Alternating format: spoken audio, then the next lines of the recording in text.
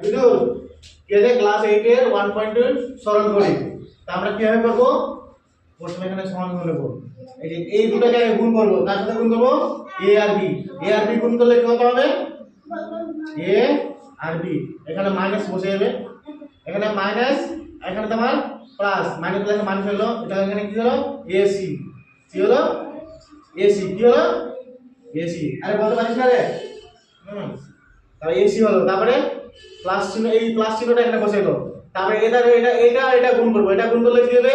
তো কি হবে b আর c কি হবে b আর c হ্যাঁ কারণ b টা আগে হবে c তারপরে এখানে মাইনাস চিহ্ন বসে গেল এটা এই b আর a গুণ করলে কি হবে a আর b বুঝতে পারলি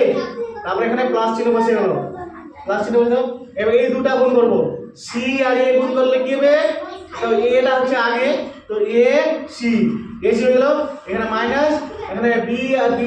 a আর c গুণ করলে কি হবে b আর c হলো এবার আমরা দেখ এখানে একটা জিনিস দেখা আছে যেখানে এখানে a b আছে আর এখানে ac আছে কি আছে ac ab কি আছে এখানে মাইনাস আছে এখানে কি আছে প্লাস এ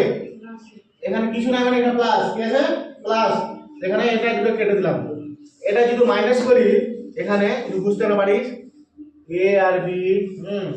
আর a আর b মাইনাস করলে কি হবে 0 0 হয় না